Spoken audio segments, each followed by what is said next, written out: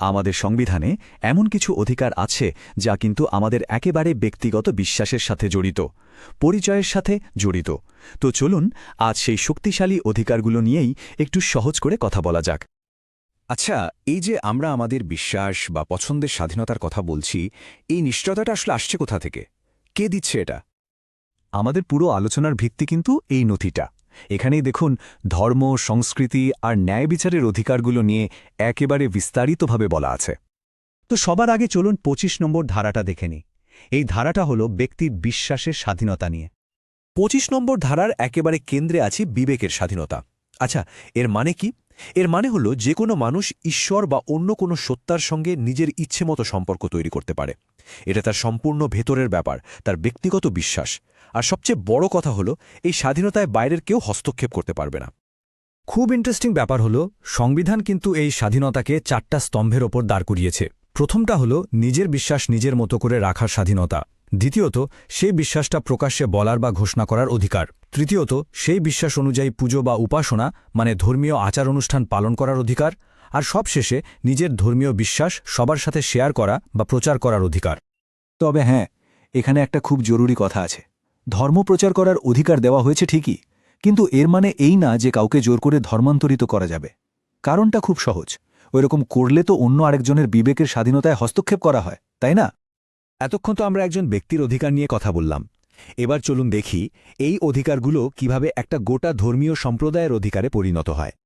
এখানেই কিন্তু একটা পরিষ্কার পার্থক্য আমাদের বুঝতে হবে। ২৫ নম্বর ধারাটা হলো একজন ব্যক্তির জন্য, তার ব্যক্তিগত অধিকার। আর ২৬ নম্বর ধারাটা হলো একটা পুরো ধর্মীয় গোষ্ঠীর জন্য, মানে একটা সম্প্রদায়ের সম্মিলিত অধিকার। তো ২৬ নম্বর ধারা অনুযায়ী একটা ধর্মীয় সম্প্রদায় ঠিক কি কি ক্ষমতা পায়? দেখুন, তাদের ৪টে মূল ক্ষমতা দেওয়া হয়েছে। ১, তারা নিজেদের ধর্মীয় বা দাতব্য প্রতিষ্ঠান, যেমন মন্দির, মসজিদ বা গির্জা, এগুলো তৈরি করতে পারে এবং চালাতেও পারে। ২, নিজেদের ধর্মীয় বিষয়গুলো তারা নিজেরাই ম্যানেজ করতে পারে। ৩, তারা স্থাবর বা অস্থাবর সম্পত্তি কিনতে বা অর্জন করতে পারে। আর ৪, আইন মেনে সেই সম্পত্তির দেখাশোনাও করতে পারে। আচ্ছা, এরপর আসছে ২৭ নম্বর ধারা। এটা আর্থিক দিক থেকে একটা খুব গুরুত্বপূর্ণ বিষয় নিশ্চিত করে। কি সেটা?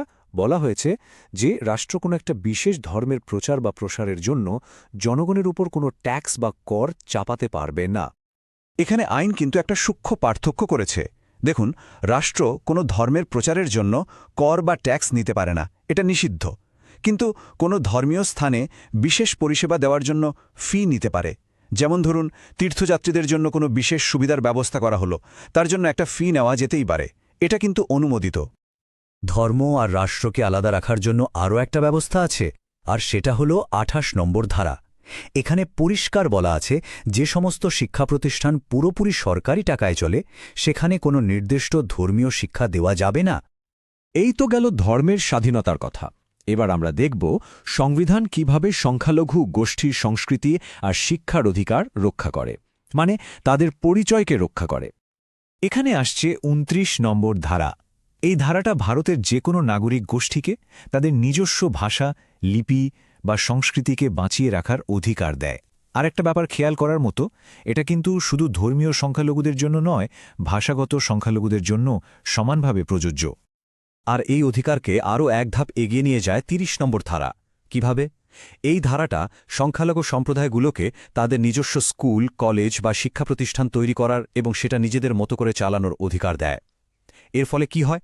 তারা তাদের নিজেদের সংস্কৃতি আর মূল্যবোধ দিয়েই তাদের পরের প্রজন্মকে শিক্ষিত করে তুলতে পারে।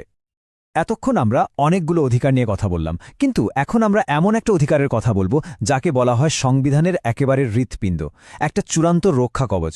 এমন একটা অধিকার যা না থাকলে বাকি সব অধিকারই কিন্তু অর্থহীন হয়ে পড়ত। আর সেই অধিকারটি হল ৩২ নম্বর ধারা। এটাকে কেন সবচেয়ে গুরুত্বপূর্ণ বলা হয় জানেন? কারণ এটা শুধু কাগজে কলমে একটা অধিকার নয়, এটা হল বাকি সব অধিকারকে রক্ষা করার আসল অস্ত্র। যদি কোনো মৌলিক অধিকার কেড়ে নেওয়া হয়, তাহলে এই ৩২ নম্বর ধারায় আমাদের সরাসরি সুপ্রিম কোর্টের দরজায় যাওয়ার ক্ষমতা দেয়। এর গুরুত্ব বোঝাতে গিয়ে সংবিধানের মূল স্থপতি ডক্টর আম্বেদকর কি বলেছিলেন জানেন? তিনি বলেছিলেন, এটি সংবিধানের আত্মা এবং এর হৃদয়, মানে এর থেকে বেশি গুরুত্ব আর কি হতে পারে? ব্যাপারটা একবার ভেবে দেখুন। অধিকার রক্ষা করার যে উপায়টা, সেটাও নিজেই একটা মৌলিক অধিকার। এর মানে কি দাঁড়ালো? এর মানে হলো সরকার চাইলেই একটা আইন এনে এই অধিকারটা কেড়ে নিতে পারবে না।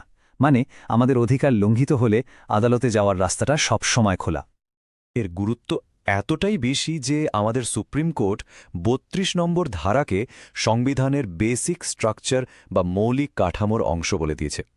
মানে সংসদও আইন পরিবর্তন করে বা সংবিধান সংশোধন করে এই অধিকারটা কেড়ে নিতে পারবে না। এটা একদম স্থায়ী।